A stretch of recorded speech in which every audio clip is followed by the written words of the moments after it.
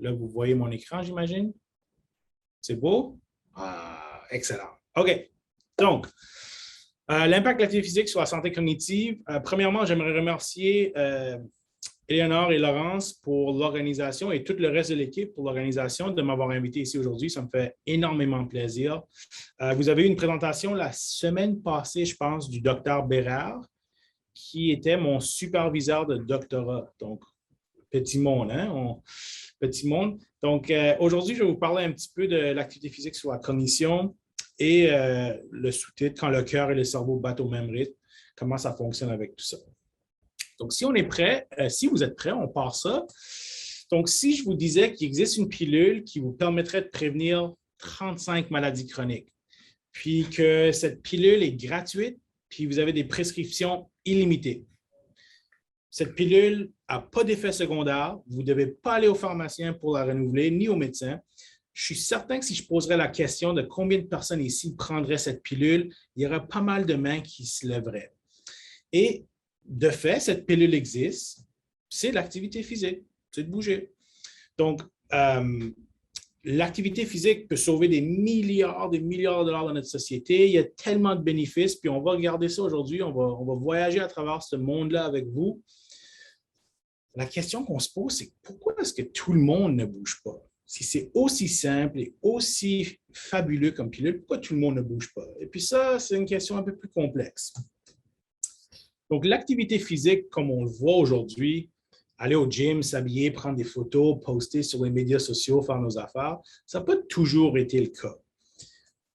À la base, dans le temps préhistorique, on utilisait l'activité physique pour survivre. Donc, on devait aller chasser, on devait aller se transporter d'endroit en endroit. Et donc, ces personnes-là, dans les âges préhistoriques, pouvaient accumuler entre 9 et 15 km par jour à simplement chasser, bouger, vivre.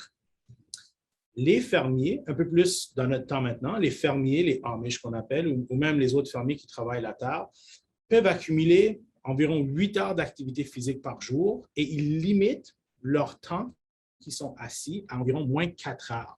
Donc, c'est quand même assez impressionnant que ces personnes-là utilisent l'activité physique pour survivre et non simplement pour dire, ben, j'embarque dans l'auto, je pars 1 heure au gym, je fais un peu de muscu, je reviens, c'est bien beau, merci, bonsoir. Et une triste réalité que dans les pays du tiers-monde aujourd'hui, environ 50% des femmes doivent marcher 5 km ou plus pour aller chercher de l'eau. Donc, vous voyez, c'est vraiment, l'activité physique est utilisée comme un moyen de survie. On est bâti pour ça. La façon qu'on est créé, la façon qu'on a évolué, hein, on est remonté sur nos 2 pattes, notre tête peut tourner de droite à gauche, nos poumons sont bâtis comme ça, nos muscles, notre cerveau, le cœur, les os, etc. Tout est fait en fonction pour qu'on soit un peu plus actif et qu'on soit plus fonctionnel. Par contre, avec le temps, quelque chose est arrivé. Hein? L'évolution a fait en sorte qu'on est devenu beaucoup plus sédentaire, moins actif. Je prends l'exemple, puis je le dis toujours, l'autre jour, je suis allé à la banque avec ma conjointe, puis pour aller chercher de l'argent maintenant, on n'a plus besoin de sortir de l'auto. On peut rester dans l'auto, rentrer, mettre notre carte dans un genre de drive-thru, sortir de l'argent, tout en restant dans le confort de notre maison. Donc, il y a des choses qui ont changé. Et ça fait en sorte, malheureusement, que les Canadiens et Canadiennes sont beaucoup plus sédentaires depuis une longue période de temps, à un point qu'il y a un rapport qui est sorti en 2020 disant que 83 ou quasiment 83% des Canadiens ne respectent pas les matières ou les directives d'activité physique. D'accord? Et comment on décrit c'est quoi les directives d'activité physique? Assez simple. 4 choses. Il y a beaucoup plus de choses, mais on se limite à 4 choses. Donc, est-ce qu'on accumule 150 minutes d'activité modérée à vigoureuse par semaine? Là, quand les gens me demandent qu'est-ce que l'activité modérée, l'activité vigoureuse, je vais vous le décrire tout de suite. Quand je vais le parler durant la présentation, vous aurez une idée de c'est quoi. Donc, de l'activité physique modérée, c'est quand, par exemple, on va pour une marche avec un ami ou une amie et on est capable de maintenir une conversation. Si je suis capable de vous parler pendant que je fais de l'exercice, c'est considéré de l'activité physique modérée. Si je pousse un peu plus, je vais courir, je vais faire du vélo, à une plus haute intensité et je peux répondre par oui ou par non ou par des réponses très courtes, c'est considéré de l'activité vigoureuse. Donc, les guidelines canadiens nous suggèrent qu'on complète 150 minutes d'activité modérée vigoureuse par semaine. On doit préférablement faire environ 2 fois par semaine de la musculation pour renforcer nos muscles, des activités pour renforcer l'équilibre et on doit limiter, et ça c'est nouveau, on doit limiter un maximum de 8 heures de sédentarité par jour. Donc, on ne doit pas être sédentaire plus que 8 heures par jour. Si vous et moi, on regarde un peu notre horaire, ou si moi je regarde mon horaire, si je n'ai pas des façons de m'en sortir, je peux rester assis pendant les 8, 9, 10 heures à travailler devant un écran. Ce n'est pas toujours évident. Donc, 83% des Canadiens ne sont pas assez actifs. Okay? Et qu'est-ce que ça cause? Une panoplie de choses, mais qu'est-ce que ça cause? Si on regarde ici les principales causes de décès au Canada, vous voyez cancer, maladie du cœur, 1 et 2, hein, toujours parmi les premiers. Ensuite, les accidents, ainsi de suite. On descend la liste, le diabète, l'Alzheimer, les suicides, etc. Donc, les top 10 raisons de cause de décès ou les principales causes de décès au Canada. Et j'en ai surligné quelques-unes en vert. Et ça, si vous ne l'avez pas déjà deviné, c'est toutes des maladies qui peuvent être prévenues par l'activité physique. Et c'est souvent des maladies qui sont reliées à l'inactivité physique. Donc, par exemple, avoir un cancer, si je fais de l'activité physique plus tôt dans ma vie en prévention primaire, comme on appelle, avant que la maladie apparaît, ça peut nous protéger contre le cancer. N'est-ce pas? Même chose pour les maladies du cœur, même chose pour les AVC, même chose pour les maladies pulmonaires. Donc, sur les 5 principales causes de décès au Canada, 4 d'entre elles peuvent être prévenues ou diminuées par l'activité physique. Vu qu'on n'est pas assez actif, ça n'arrive pas souvent. Et vous vous rappelez, j'ai dit le 150 minutes de MVPA, donc d'activité physique modérée à vigoureuse par semaine, ça diminue le risque de mortalité de 30%. Donc, quand même assez important. Je vais vous montrer une étude ici. Je vous présente une étude qui démontre l'importance de l'activité physique et des habitudes de vie dans la vie de tous les jours. Donc, c'est appelé l'étude Interheart. C'est une étude très, très classique, très bien citée, très bien réputée, qui est faite dans 52 pays auprès de 16 000 personnes. Et là, je vous sors qu'est-ce qui est écrit de l'étude mot pour mot. Ce n'est pas moi qui a changé rien ou qui a écrit quelque chose. Ça dit manger des fruits et des légumes, être actif et éviter de fumer pourrait réduire de 80% le risque d'attaque de cœur, si vous voulez, ou d'infarctus du myocarde. Donc, bien bouger, bien manger, puis éviter de fumer peut réduire de 80% toute l'apparition de maladies cardiovasculaires ou d'infarctus du myocarde. C'est quand même des gros chiffres. Puis, ce n'est pas des choses qui sont hyper difficiles à contrôler parce que c'est des activités ou c'est des... En anglais, on dit des behaviors qui sont modifiables. Donc, c'est des choses qu'on peut changer, des comportements qu'on peut changer. Je vous remonte une autre.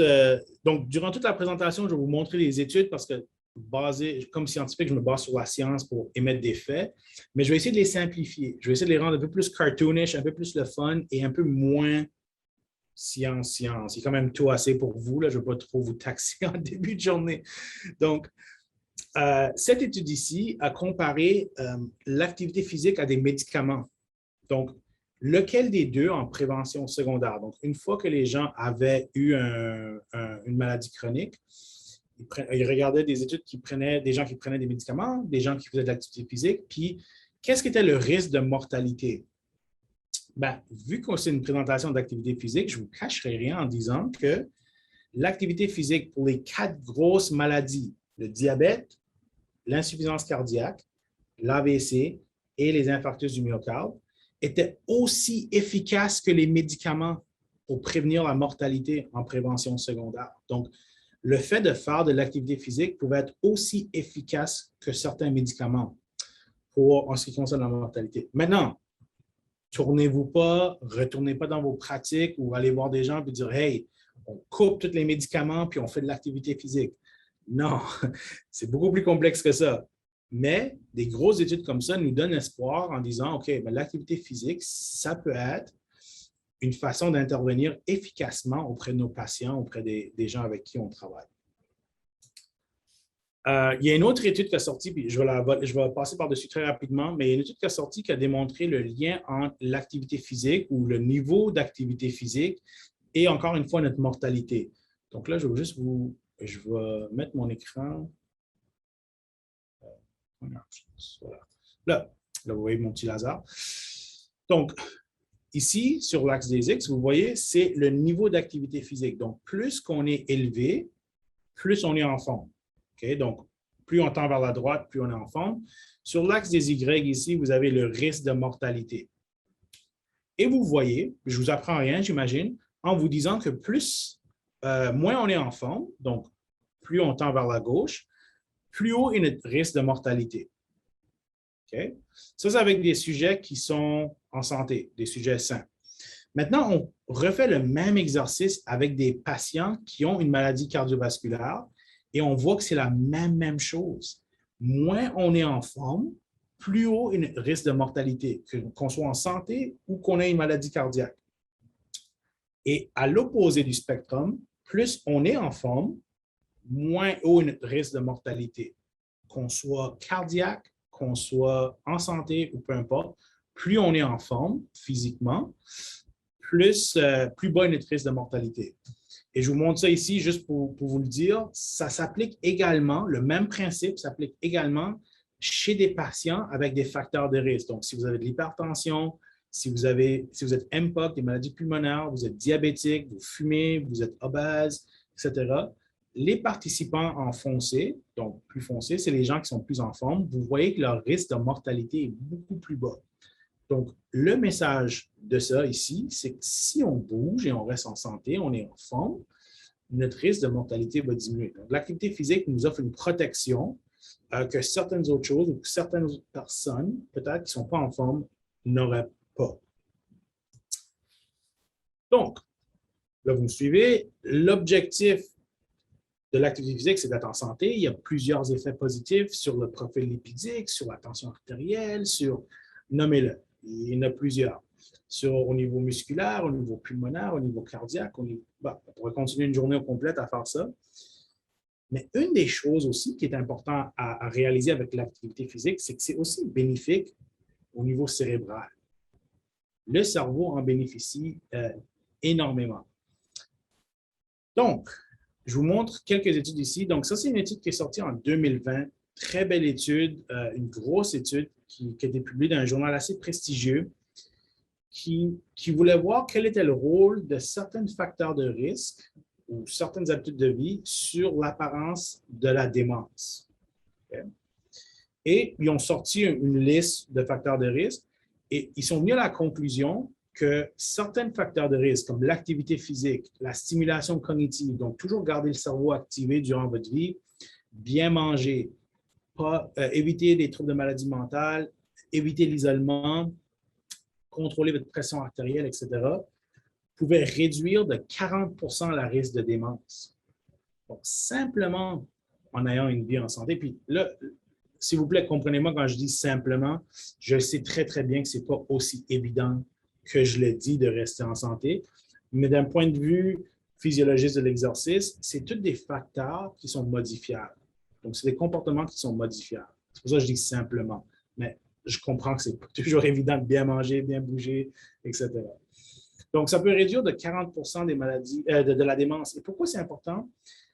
Parce que c'est la seule façon de traiter la démence. Les études pharmaceutiques ont tous échoué. Il n'y a vraiment rien qui fonctionne sauf la prévention primaire. Et c'est pourquoi c'est important les facteurs de risque, bien être en santé, bien manger, bien bouger, bien stimuler le cerveau, avant que ça arrive. Là, on verra plus tard dans l'étude ou dans la présentation que ça a un effet aussi une fois que ça arrive, mais 40% quand même avant que ça arrive, si vous me donnez ces odds-là, moi, je les prends à tous les jours. 40% de réduire une démence, 80% de réduire une maladie cardiaque. C'est évident. Un autre tableau ici, donc, tout ce que je vous présente aujourd'hui, c'est des grosses études, des méta-analyses, des études qui comportent beaucoup de personnes parce que c'est là où il y a la plus grande preuve scientifique. Donc, cette étude ici a regroupé 45 études avec au-dessus de 115 000 participants et ils voulaient voir, OK, qu'est-ce qui était le niveau d'activité physique des gens et le risque de développer une démence, une maladie d'Alzheimer, un déclin cognitif, etc. Et on voit ici qu'il y a un lien très direct avec la quantité d'activité physique qu'on fait dans une semaine et la prévention de certaines maladies comme la démence, Alzheimer, déclin cognitif. Donc, plus on est actif, on peut réduire la chance d'une démence de 24 réduire le taux d'Alzheimer de 38 réduire un déclin cognitif de 33 si on s'entraîne ou on fait de l'activité physique 3 fois une semaine et plus. Mais le message que je veux vous guider ici, c'est que même si on ne fait pas le 150 minutes par semaine ou même si on ne fait pas 3 fois par semaine, simplement bouger, vous allez m'entendre dire bouger souvent aujourd'hui, simplement de bouger peut réduire ces maladies-là de façon assez significative. 20 pour la démence, 29 pour l'Alzheimer et 26 pour le déclin cognitif. Donc, oui, peut-être que demain matin, je n'irai pas atteindre les 150 minutes d'activité physique, mais simplement de me lever et de faire quelque chose est un pas vers la bonne direction. OK? Donc là, aujourd'hui, lorsque je vous parle d'activité physique et de fonctions cérébrales, je m'attarde aux fonctions qu'on appelle exécutives. D'accord? J'imagine que le docteur Bérard vous en a parlé un petit peu la semaine passée, mais les fonctions exécutives sont logées, mettons pour l'objectif du séminaire, on va dire qu'ils sont logés dans le cortex préfrontal. Donc, vous voyez le devant du cerveau ici. Et c'est vraiment ça, c'est l'ordinateur du cerveau. C'est ça qui contrôle nos mouvements. C'est ça qui fait en sorte qu'on est capable de réagir face à quelque chose. C'est ça qui fait en sorte que je peux vous parler aujourd'hui sans avoir de l'air de quelqu'un de très bête. Enfin, peut-être je le suis, on ne sait pas, mais je suis capable de communiquer avec vous. Et comme je dis, c'est des processus de haut niveau qui nous permettent d'adapter des comportements à une situation. Si vous voulez des exemples de personnes ou de moments que nos fonctions cognitives sont absentes, les jeunes enfants et les aînés, les jeunes enfants, là, on dit toujours la vérité sort de la bouche des enfants. Les jeunes n'ont pas de fonction, ils ne sont pas encore complètement développés. Donc, leur capacité d'inhiber une réponse ou leur capacité de retenir une parole n'existe pas. Ou des aînés, des personnes très, très âgées, les fonctions exécutives sont diminuées. L'autre exemple qui peut vous donner un peu un aperçu à quoi ressemblent ou pourquoi ils sont importants les fonctions cognitives, lorsque vous consommez de l'alcool, l'alcool inhibe nos fonctions exécutives. Donc, il se peut qu'à un moment donné, on a consommé de l'alcool et on a fait une décision qu'on regarde le lendemain matin et on dit « Oh mon Dieu, qu'est-ce que je viens de faire là? » Mais c'est parce que nos fonctions exécutives sont inhibées par l'alcool. Et donc, tous ces caractères-là, tous ces mécanismes-là qu'on a en place pour dire « Oh non, non, attends, ça c'est vraiment pas une bonne décision. » C'est sorti. Okay? Donc, les fonctions exécutives nous permettent de faire tout ça. Et si on veut les classifier, il y a 3 grandes familles dans les fonctions exécutives. Il y a la mémoire de travail, qui est la mémoire à court terme. Ça me permet de me rappeler d'un numéro de téléphone ou de jaser avec vous en ce moment. L'inhibition, la photo est assez drôle. J'aurais pu mettre une photo de ma petite fille qui mange tout dans mon dos aussi, mais l'inhibition, c'est la capacité de retenir une réponse ou de retenir un comportement. Et l'autre, c'est la flexibilité. Je pense qu'on est tous très bons à ça maintenant, mais de faire plusieurs choses en même temps. C'est la flexibilité cognitive. Donc ça, c'est les 3 grandes familles, les 3 grandes classifications, si on veut, des fonctions exécutives. Et pourquoi c'est important? Parce que ces fonctions-là jouent un rôle dans beaucoup de choses dans la vie de tous les jours. Donc, dans tout ce qui comporte la santé mentale, l'hygiène de vie, la réussite académique, ils jouent un rôle dans la réussite professionnelle, maritale, c'est une question de santé publique, des risques de chute et de qualité de vie. Donc, c'est très, très important de comprendre que les fonctions exécutives peuvent nous aider dans la vie de tous les jours et dans pas mal tout ce qu'on fait. Et pourquoi c'est important? Donc, je vous montre ici un petit graphique qui montre l'âge en bas ici. Donc, vous voyez, en plus, on avance avec l'âge. Les fonctions cognitives atteignent une maturation vers l'âge de 20-25 ans. Et c'est pour ça que dans certains endroits, l'âge légal est 21 ans, parce que justement, les fonctions cognitives sont un peu plus développées. Donc, 20-25 ans, on attend un maximum, un sommet, et puis par la suite, il y a tranquillement une chute, puis vers l'âge de 55 ans et plus, bien, on commence à voir une plus grande chute des fonctions exécutives. Vous voyez ici si on reste au-delà de cette ligne ici, on est quand même assez indépendant, on dépend de personne, on peut faire des choses dans la vie de tous les jours. Et il y a beaucoup, beaucoup de personnes dans notre société qui sont très capables de rester, même lors des âges un peu plus avancés, indépendants. Ça, c'est correct. Comment on fait ça? On vit un mode de vie actif, on mange bien, on garde le cerveau actif, on fait des choses qui nous permettent de stimuler cognitivement, etc. Ça, c'est un exemple d'une personne qui vit une vie quand même avec pas trop de soucis d'un point de vue cognitif. Par contre, ce n'est pas homogène. C'est très, très hétérogène, le vieillissement. Et donc, voici un exemple de quelqu'un qui fume, prend des drogues à un jeune âge peut-être, peut-être qu'ils ont eu une chute plus tard dans leur vie, plein de choses qui peuvent arriver. Vous voyez que ces individus-là, à un jeune âge, si on ne s'occupe pas de notre cerveau, ben, on n'atteint pas un sommet pareil que les autres d'un point de vue cognitif ou fonction exécutive. Et encore plus, on a un risque de tomber dépendant ou invalide, où on va plus tard dans notre vie dépendre de personnes, dépendre des gens pour nous amener à l'épicerie, pour nous laver, pour faire ci, pour faire ça. Et donc, il y a des cheminements très, très différents entre les personnes. Et c'est pour ça que c'est très difficile dans la littérature de faire de l'étude chez des gens qui font du vieillissement ou des gens qui vieillissent, les chercheurs qui étudient le vieillissement, parce qu'il y a beaucoup de différences entre les gens. Mais sachez qu'il y a des façons de garder une santé cognitive assez bonne en maintenant des bonnes habitudes de vie. Pourquoi je vous dis ça? Parce que un des premiers critères qu'on va réaliser ou un des premiers critères cliniques qu'on va voir peut-être en personne, en société, c'est vraiment, on va dire, cette personne-là, elle oublie tout, elle a un manque de mémoire, ça n'a pas de bon sens, etc.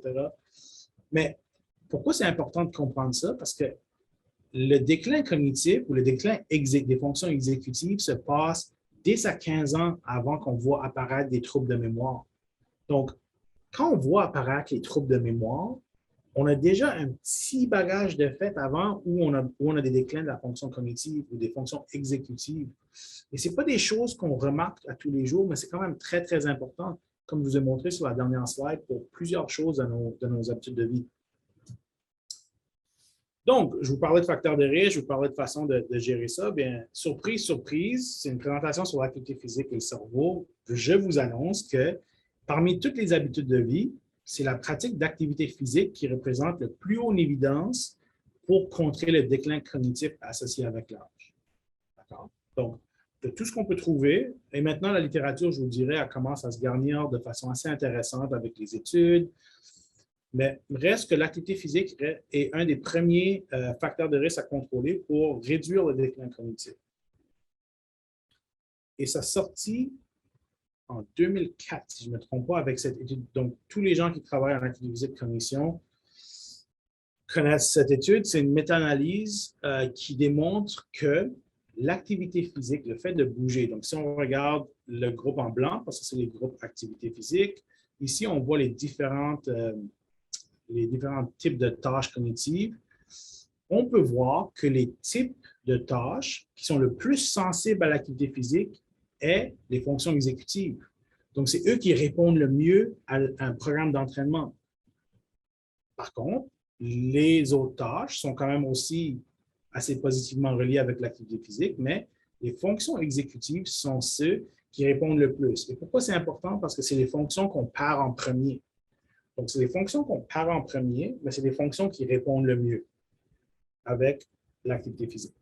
Okay? Donc, quand je vous dis, là, on n'est pas rendu dans le détail de tout ça, mais bouger, bouger, bouger, que ce soit au niveau cardiaque, au niveau pulmonaire, au niveau du cerveau, on le voit ici, ça fonctionne. Bouger, bouger, bouger. Donc là, je vous ai montré un petit peu que l'activité physique, la cognition jouent un rôle ensemble. Pour moi, comme chercheur, je me pose comme question, OK, c'est intéressant que ça s'améliore, mais comment que ça s'améliore? Ça, c'est une autre question qu'on veut savoir.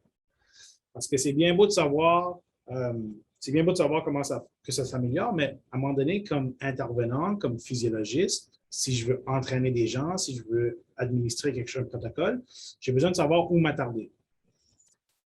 Donc, c'est ça qu'on va faire.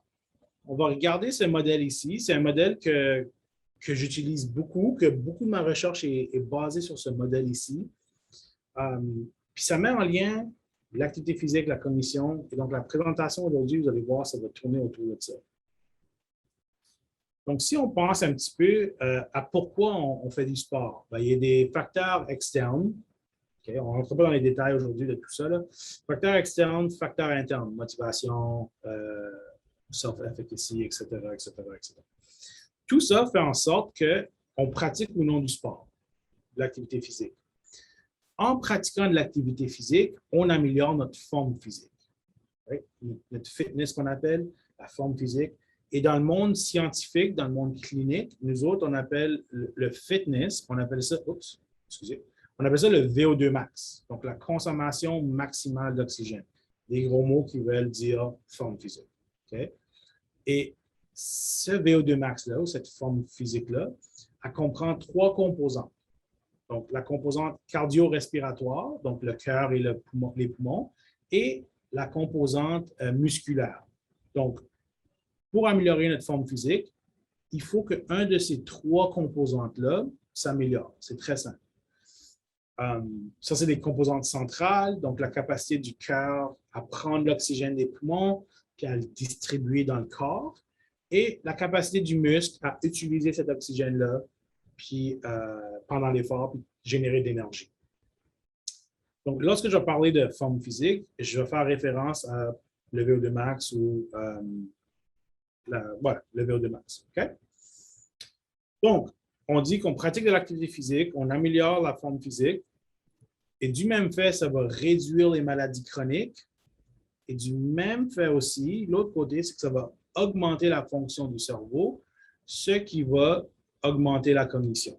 Ça, c'est le modèle de Macaulay et ses collaborateurs qui dit simplement, on est plus actif, on est plus en forme. Les 2 effets majeurs que ça peut avoir sont sur la réduction des maladies chroniques, l'amélioration du cerveau, et du même fait, ces 2 choses-là vont mener à une amélioration de la fonction cognitive. Okay? Donc là, on va regarder un petit peu qu'est-ce que certaines études parlent d'un point de vue fitness et cognition. Donc, il y a une étude qui a été faite avec proche de 2000 personnes, 3000 personnes, ici, 2700. Ils ont pris des jeunes âgés de 18 à 30 ans et ils les ont fait faire un test pour mesurer leur fitness, leur VO2 max, leur forme physique. Ils ont fait des tests cognitifs. Par la suite, ils les ont retestés 25 ans plus tard. Même chose, fitness, VO2 max, cognition, etc. Et ils voulaient voir, OK, ben, est-ce qu'il y a un lien avec toutes ces belles choses-là qu'on dit? Et justement, 25 ans plus tard, la cognition était dépendante de la forme physique ou était corrélée à la forme physique de quand il était jeune. Donc, plus on était en forme, plus on faisait d'activité physique quand on était jeune, le cœur était fort, les poumons, le muscle, etc., mieux étaient nos fonctions cognitives 25 ans plus tard. On était protégés. Il y avait un facteur protecteur de la forme physique. Et pourquoi c'est important, ça, de regarder ça chez les jeunes? On parle de jeunes, là, mais c'est des personnes de 18 à 30 ans. C'est important parce que notre société, comme on l'a vu tantôt, est de beaucoup plus sédentaire. Donc, on bouge moins. Et donc, imaginez dans 25 ans d'ici, si on bouge moins maintenant, on est moins en forme, les répercussions que ça peut avoir 25 ans plus tard sont quand même assez importantes. Okay? Donc, cette étude-là nous démontre, on bouge quand on est jeune, on a une meilleure forme physique, une meilleure santé du cœur. Théoriquement, pratiquement dans ce cas ici, 25 ans plus tard, on améliore certaines fonctions cognitives. Et donc, j'ai des collègues en France qui ont travaillé sur un projet qui est quand même assez intéressant. Ils ont recruté des jeunes individus universitaires, donc 26 personnes qui étaient actifs, 30 personnes qui étaient sédentaires. Puis comment ils ont gardé ça? Ils ont vraiment pris le 150 minutes, puis ils ont dit que les gens qui font 150 minutes, qui les guident de recommandation d'activité physique, et les gens qui n'en font pas. Super simple. Des jeunes de 20 à 25 ans, ils ont divisé en 2. Ils les ont fait faire une tâche de Stroop qui mesure les fonctions cognitives. Donc, je ne m'essayerai aucunement de faire ça aujourd'hui devant vous là, parce que c'est sûr que je vais rater. Mais par exemple, vous voyez le mot bleu écrit en rouge. il y a des moments qu'on doit dire le mot rouge, il y a des moments qu'on dit le mot bleu, dépendamment dans quelle tâche qu'on est, mais c'est ça la tâche de Stroop. C'est quand on a une inhibition à faire ou une flexibilité mentale à faire. Donc, c'est très, très exécutif. Et ils ont remarqué que les jeunes qui étaient beaucoup plus actifs, donc ils rencontraient ces nombres de 150 minutes d'activité physique, étaient meilleurs à la flexibilité cognitive. Ils étaient capables de faire plusieurs choses en même temps. Okay? De passer d'une chose à l'autre, que les gens qui étaient moins actifs. Donc, le fait de bouger un peu plus par 150 minutes d'activité physique faisait en sorte que notre cerveau était beaucoup plus préparé ou était un peu meilleur sur les tâches exécutives. Okay?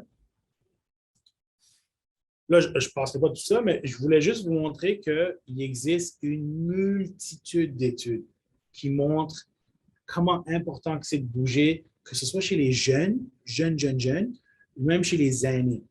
D'accord? Donc, le fait de bouger, de faire de l'entraînement aérobie et de l'entraînement musculaire. Aujourd'hui, je n'en parle pas beaucoup de l'entraînement musculaire, mais sachez que c'est quand même assez important d'en faire avec le vieillissement. Je me retarde un petit peu plus sur l'entraînement aérobie, mais sachez que bouger, je vais le répéter, je vais l'écrire partout, je vais le créer sur les toits. Simplement le fait de bouger fait en sorte qu'on est capable d'améliorer nos fonctions cognitives. D'accord? Et donc, là, je vous présente, comme je dis, des 5 méta-analyses, 5 revues de littérature qui sont vraiment le sommet de tout ce qui est présentation scientifique d'un point de vue d'évidence, de evidence-based.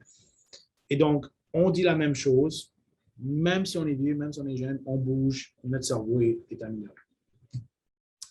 Donc, on avait un petit peu ce qui se passait au niveau du fitness sur la cognition. Mais là, je vais vous montrer un peu ce qui se passe au niveau des fonctions structurales du cerveau. Parce que le cerveau est un organe très malléable qui répond très bien à l'activité physique. Donc, même s'il y a quelque chose, même si on vieillit, même si, peu importe, le cerveau, lui, est très, très sensible à l'activité physique et nous permet d'améliorer la cognition à travers certaines transformations, à travers certaines fonctions. Là, je pense que Michel est au gym, donc bravo Michel. Excellent. Donc, il y a une étude qu'on a créée, nous, une étude qu'on a montée avec 74 personnes âgées d'environ 68 ans. On les a fait faire un test de cardio-respiratoire, donc de VO2 max, on mesurait les fonctions cardiaques, on mesurait les poumons, les muscles, etc. On les a fait faire une tâche qu'on appelle la tâche de trail. Donc, la tâche de trail est très importante, importante, oui, mais intéressante surtout. La première partie, c'est simple. Il faut connecter des chiffres ensemble. 1, 2, 3, 4, 5, 6. Très simple, on ne vous challenge pas trop. La deuxième partie de la tâche de trail, c'est là que ça devient un peu plus la flexibilité cognitive, où il faut changer d'une chose à l'autre. Donc, on commence avec un chiffre, ils doivent le dessiner sur une feuille. Là. Les chiffres sont sur les feuilles avec les lettres, puis ils doivent les tracer ensemble. Donc, 1A, 2B, 3C, 4D, etc. Donc, on alterne entre chiffre, lettre, et on le fait le plus rapidement possible. Et on avait puis je pense que Dr. Bérard en a parlé, qu'il y avait une photo de moi au doctorat que j'étais en train de tester ça, mais on a une machine qui mesure l'oxygénation du cerveau. Donc, ça mesure comment d'oxygène que le cerveau est capable de consommer durant une tâche. Et qu'est-ce qu'on a trouvé? C'est que si les gens qui étaient plus en forme, donc les aînés qui étaient plus en forme, une meilleure fonction cardio-respiratoire, augmentaient la capacité de produire, d'aller chercher de l'oxygène. Donc, le cerveau était mieux équipé pour utiliser de l'oxygène. Et du même fait, ça améliorait les fonctions cognitives. Donc, plus on était en forme, plus que le cerveau allait chercher ou recruter de l'oxygène, chercher de l'oxygène, plus qu'on améliorait les fonctions cognitives. Une autre étude qu'on a faite avec des personnes âgées, même chose, on les a mis un podomètre. On les a demandé de marcher, de faire leur tâche de la vie quotidienne pendant 7 jours. On a mesuré ça. On a mesuré l'oxygénation du cerveau, mais cette fois-ci, on a fait la tâche de Stroop et on a remarqué que les gens qui accumulaient plus de minutes d'activité modérée à vigoureuse par semaine étaient meilleurs dans la tâche de Stroop et, du même fait, avaient une plus haute oxygénation cérébrale. Donc, tu es capable d'aller recruter plus d'oxygène pour compléter une tâche plus difficile. Okay? Là, on continue sur le même modèle, fitness, mais cette fois-ci, on va regarder ce que ça fait au niveau cardiovasculaire, prévention des maladies. Je ne sais pas si vous savez, mais la conduite automobile est une tâche cognitive très, très importante. Puis souvent, on l'oublie. Pour chaque mile qu'on conduit, on fait environ 160 décisions. Donc, quasiment à chaque 2 km, on fait quasiment 200 décisions. On ne le sait pas, mais quand on conduit, est-ce que j'accélère, je recule, l'auto devant nous ne fait pas, est-ce qu'il y a quelqu'un ici, il fait beau, il ne fait pas beau?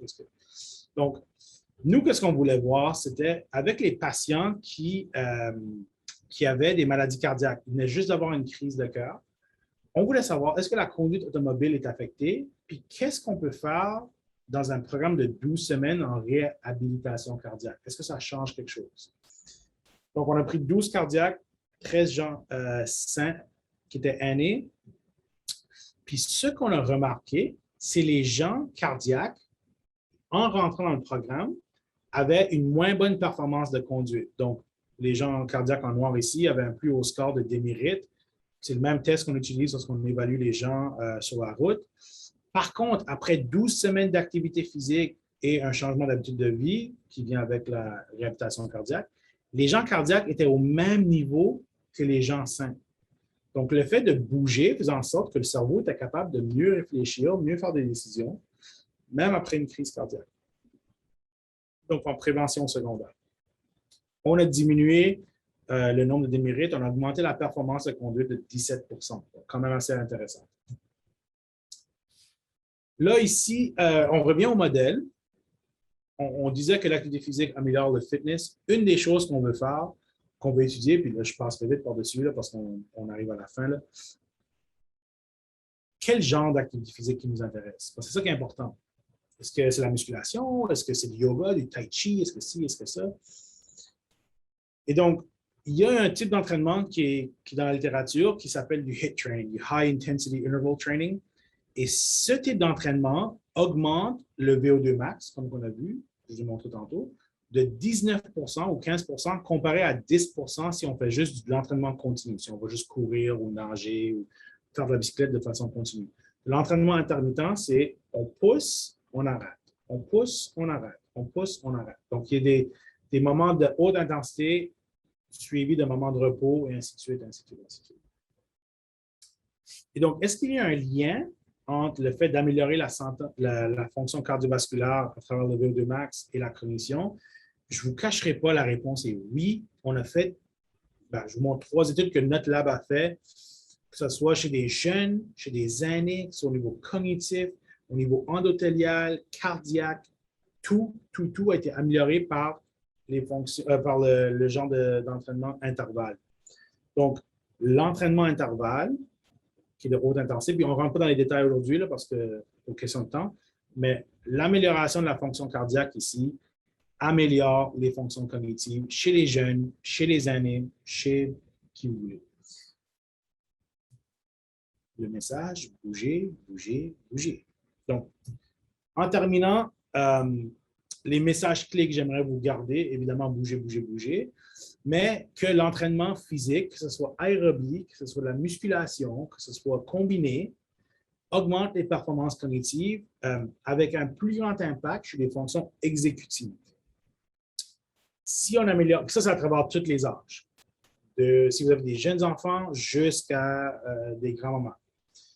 Si on améliore la santé du cœur, on améliore la santé du cerveau. Ça, c'est aucun doute là-dessus.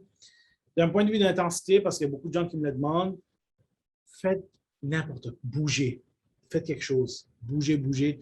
C'est sûr que modérée à vigoureuse améliore les fonctions exécutives, mais il y a aussi des études qui démontrent que de l'entraînement à faible intensité, simplement de bouger, fait en sorte qu'on offre un effet protecteur au cerveau. Puis, il n'est jamais trop tard pour s'y mettre. Ici, c'est M. Singh, je ne dirai pas son nom parce que je vais sûrement le rater complètement. M. Singh a le record du monde pour les 100 ans et plus au marathon. Il a couru un marathon en 8 heures et 11 minutes. Et dans sachant que Kipchoge a couru le marathon, le record du monde du marathon vient d'être brisé en fin de semaine, 2 heures, 1 minute, on est loin de là. Mais à 100 ans, courir un marathon en 8 heures, c'est quelque chose de remarquable.